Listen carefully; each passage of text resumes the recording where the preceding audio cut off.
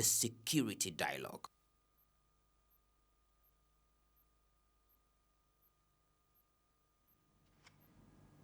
You are welcome to yet another edition of the Security Dialogue on Muslim Television International. Today, we're going to discuss another very fantastic topic that will get you into the mood to contribute to the effort of the global agenda of peace building. But like we do always, before we take into or we go into the discussions, we will take a breather. But before we go for the breather, we want to give you a fair idea of what to expect on today's program. Now, it is said that scholars and practitioners of peace building emphasize on non-violent power approach to represent or from a much-needed perspective to criticize contemporary dominant modes of representing power primarily in terms of violence. It means that we need to have a very non-violent approach to tackling the issues of violence. This understanding of power offers both a theoretical and a practical approach to the problem of peace building in today's global society. I have here in studio a very wonderful gentleman who has an array of experience in the field of peace building. This is a show that airs on Muslim Television Ahmadiyya International, a society that has devoted its time and resources to the promotion of peace in the world. In some portions of the Quran, it talks about mutual consultation in the sense that when you have an issue with somebody, you need to have it or approach it in a non-violent way in resolving the issue. That is what peace is about. And today, we have in the studio Reverend Engineer Emmanuel Dejo, who is a trained professional with backgrounds in investigations, security, conflict resolution, engineering, intelligence, counseling, and operations management. He has a lot of internationally exposed experience. Worked in countries like the United Kingdom, Norway, Germany, Denmark, Russia, Brazil, Suriname, Nigeria, Ivory Coast.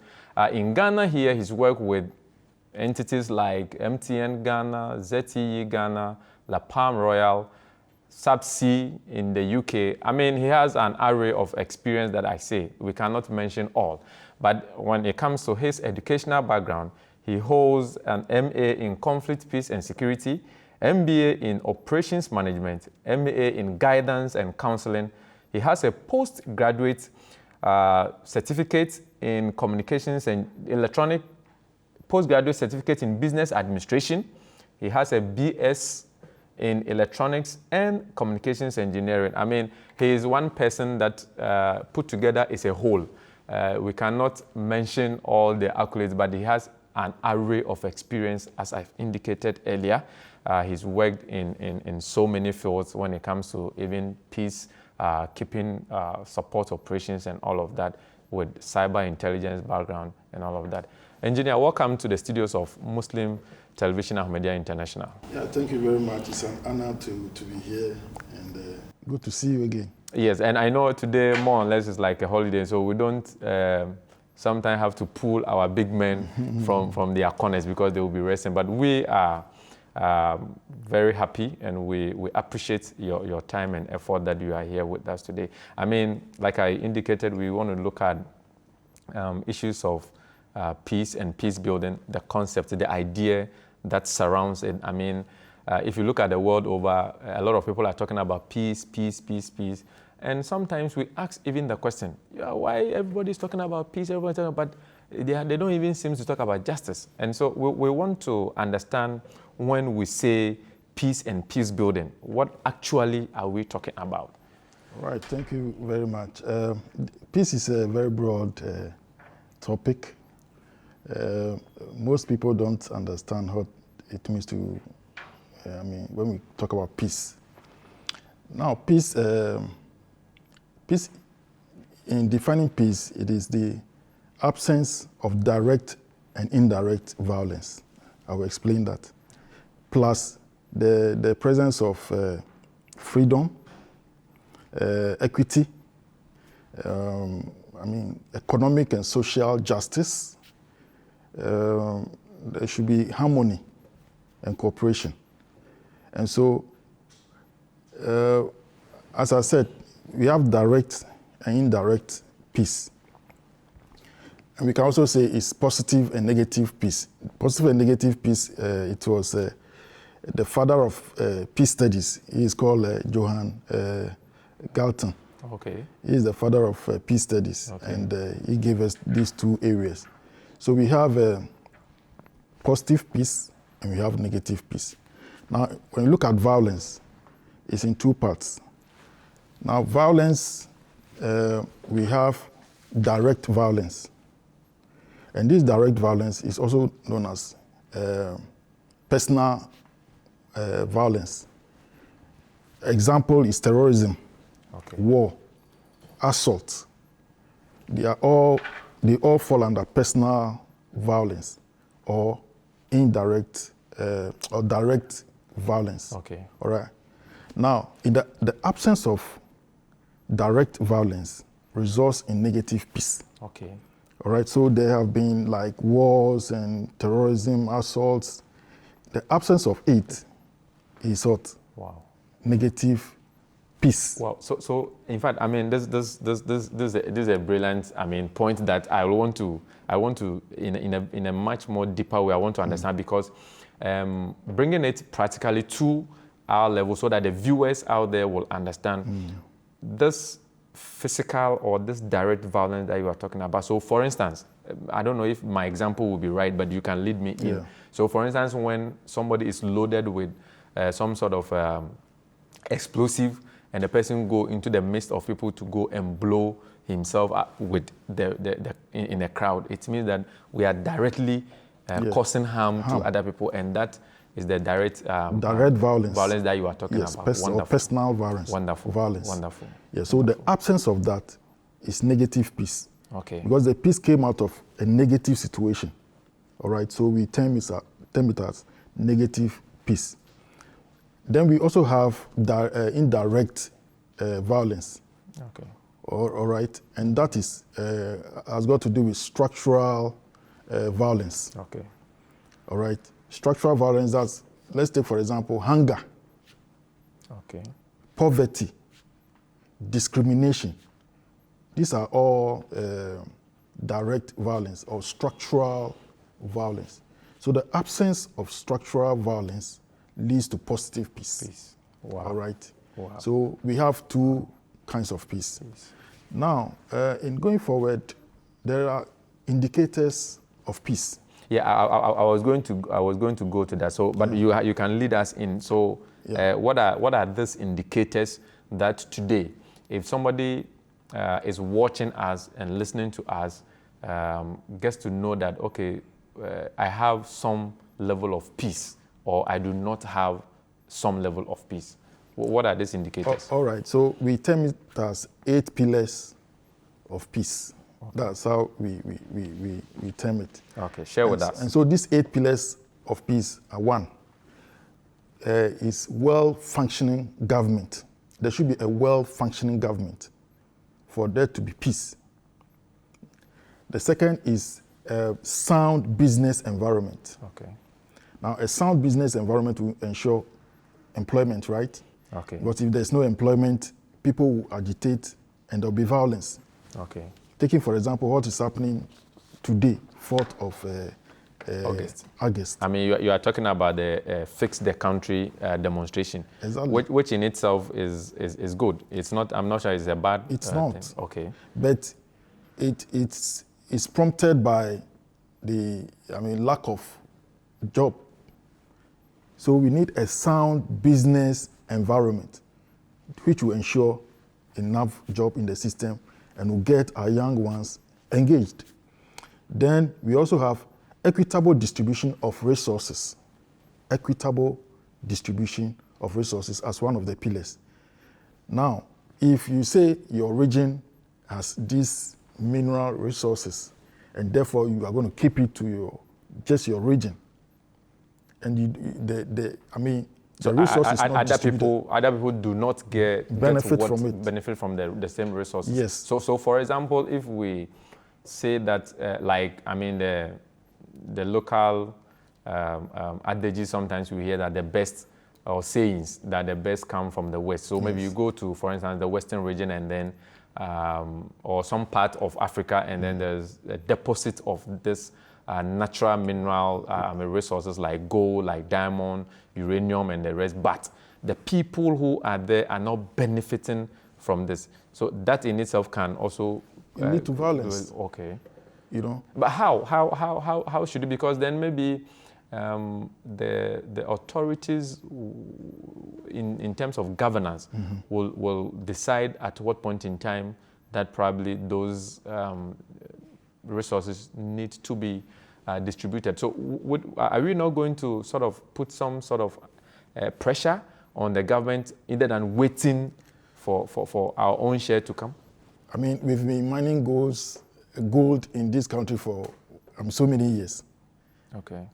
Are we feeling the impact? Go to the places where this gold or mineral is mined. Are they benefiting?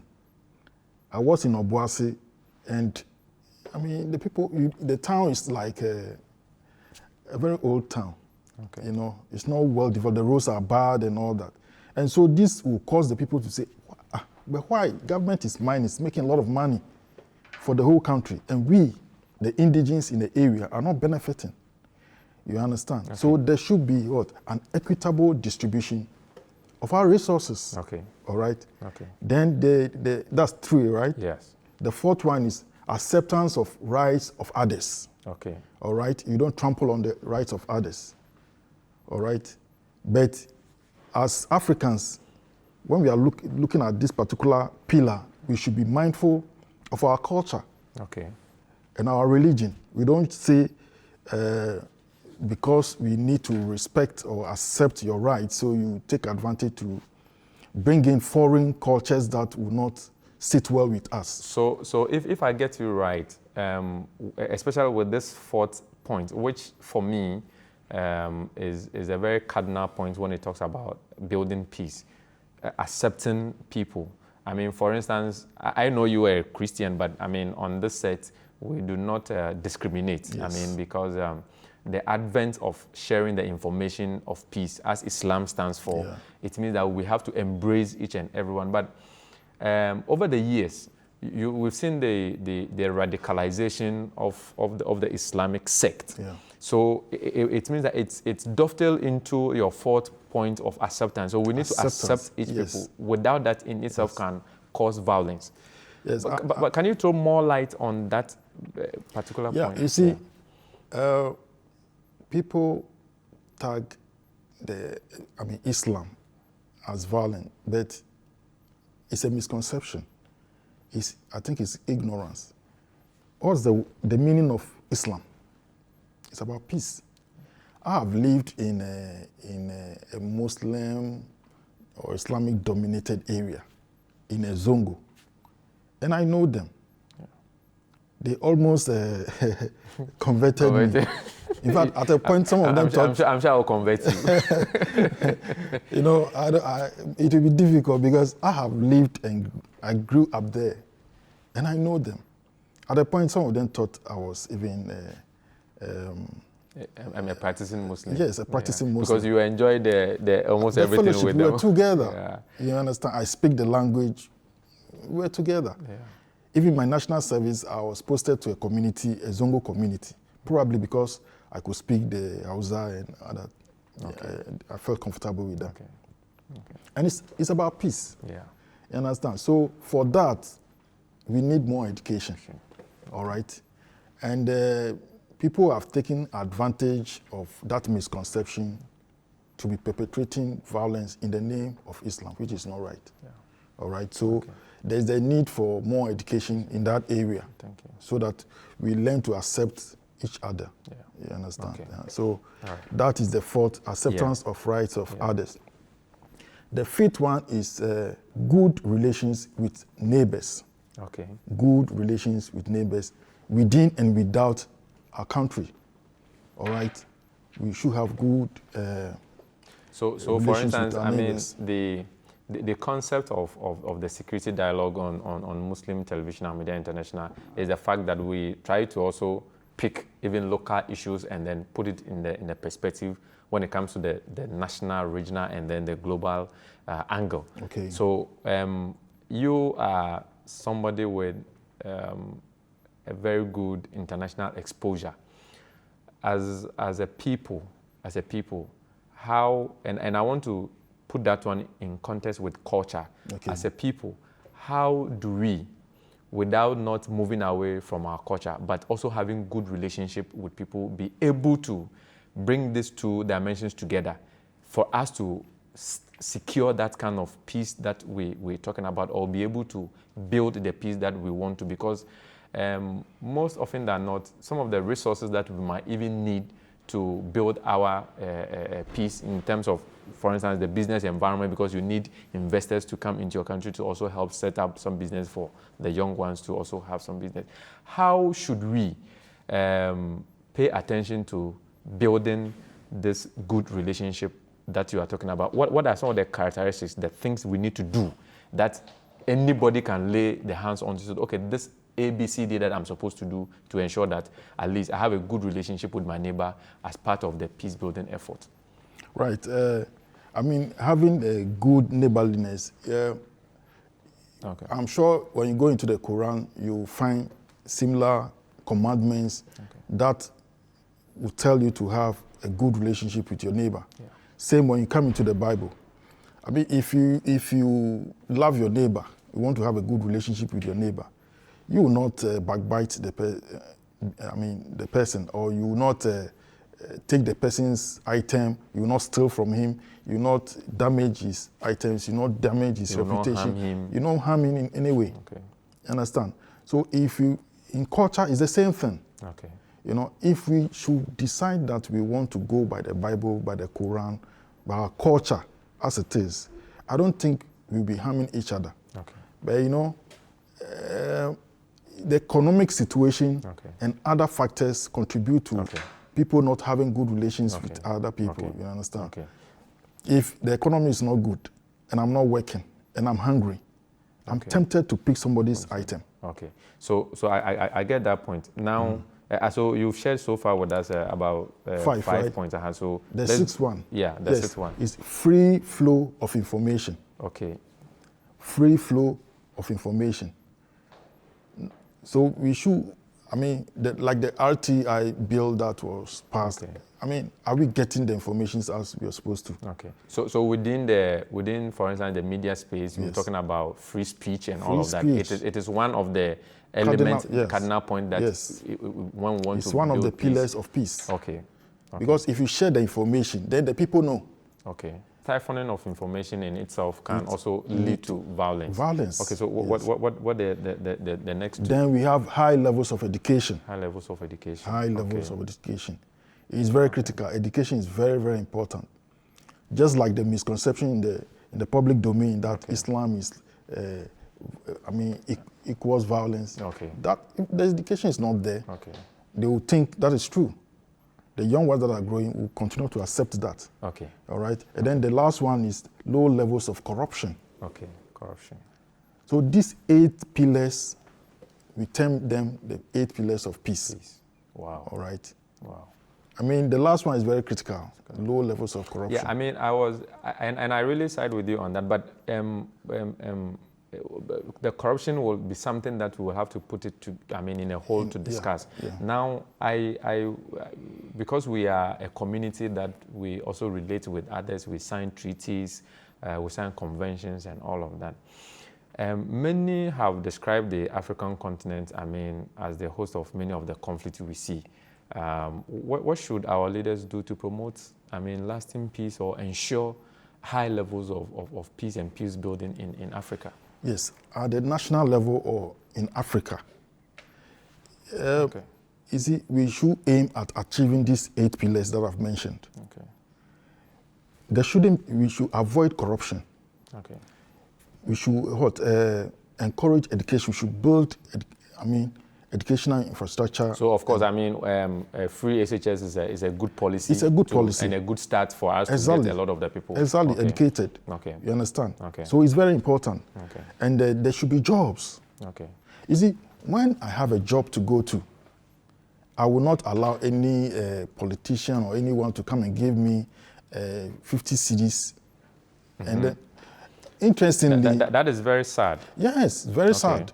And interestingly, our people are now trying to move away from that. Okay. Because in the north, I learned one MP when there was giving the rice and oil and something, and they rejected all the items. All right. So so employment is very critical. Okay. I mean, it's a point well noted. Let's and once again, I still want to. I mean, we live in a global village as we describe ourselves, and so when you look at the world order, which in itself, for instance, I mean at the UN level and all of that, from an international relations perspective, I mean, what would you say? Would you say the world is on course? I mean, even the UN itself, would you say that they are on course in achieving global peace through democratic principles? Because it is also said that democracy more or less becomes the bedrock of the governance system towards achieving the peace there. So would you say that the global community is doing much? Yeah, you see, we call that liberal peace. Liberal peace. And this liberal peace is, I mean, for the theory is that they want to have peace, or we want to have peace globally. Okay.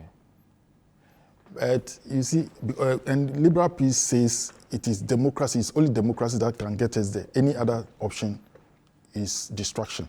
Okay. You know, but you see, we should be asking ourselves, this democracy, has it brought absolute peace to us, even at the national level? Okay. Has it brought peace? We have electoral violence here and there. Because of politics, there is division among families, among, people from same home are fighting each other because of democracy. And we are looking at democracy as a tool to get us there where we will have complete peace globally. So for this particular question, I think it's a 50-50 situation. Okay, let us understand the 50. Democracy cannot get us complete peace. Really? Of course, that's the example that I'm giving you, that even elections are... So there is no fair playground? There isn't going to be. So we cannot have absolute peace. It's an ideal situation. Okay, so you as security and then a conflict resolution consultant and expert, yes.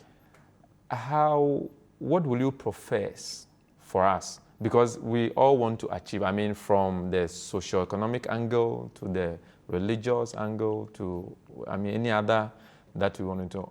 How can we work towards achieving peace? And that bring my question on peace building itself, because you've made us understand what peace is about and all of that. So the peace building mechanisms, what are these mechanisms that we need to? Yes, peace building is mainly about strengthening the structures that we have. Okay. Now, if you allow the institutions to work, employment is there, education is working, our rules are fixed, and other things, we will be building peace. Because peace building is a process. It's not an event. It's not something that you just, implement and then there's peace. No, it's a process. Because you need to have a short-term plan to it. So what are some of the, for instance, example, there's some of the short-term, mid-term, and the long-term plans that you can share with us? Yes, in the short term, there should be, let's say after a conflict or a war in a country, the first thing you want to do is to bring about reconciliation among the the parties. Okay. All right. So in the short term, you are trying to resolve those ones, and you are trying to bring back maybe electricity has been cut because of the war. there's no water, there's no food. I mean, those are short-term. So you need to pay attention to those short-term measures. All right. Then in the medium term, you are looking at justice for people that have been harmed in one way or the other. Okay. You know, in times of war, people rape women, they murder people. I mean, there are a lot of violence, harm. Okay. In the short term, you are looking at that. Okay. So but in the long term, you are also looking at improving education. Wow. You are looking at employment, because, and you are looking at good governance, making sure the judiciary is working as is expected. You understand? Okay. So, because in the long term, and those take time to build.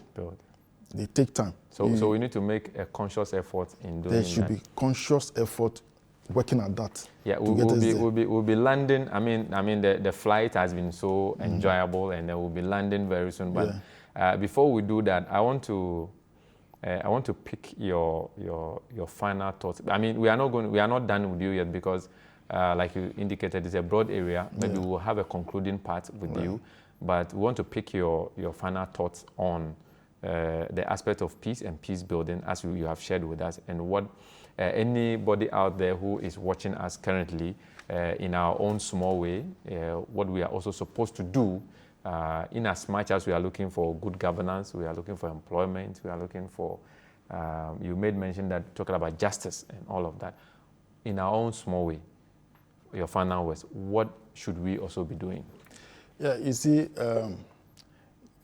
conflict starts from the individual level. Okay. So if you have a certain conflict within you yourself, there's the tendency that that conflict within you will be passed through another person, and that will extend to the community and the nation and the whole world at large.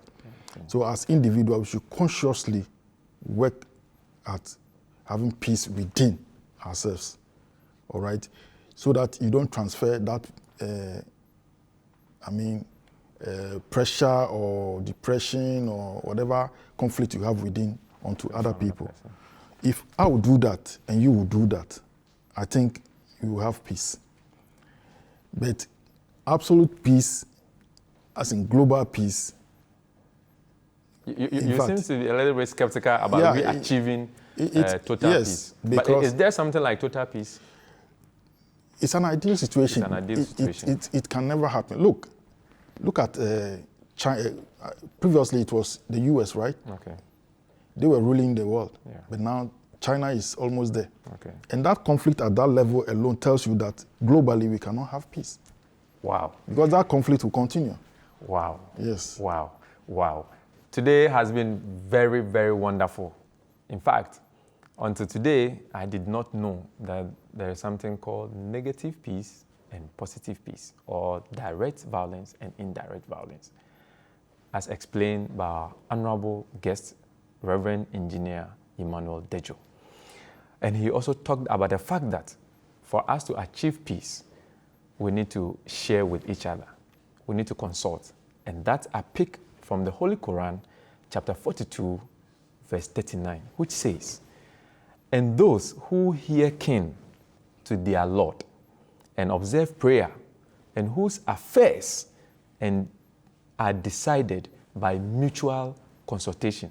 The catchword is mutual consultation. It means that we need to consult with each other. We need to support each other when there's misunderstanding. In that way, we are able to live peacefully.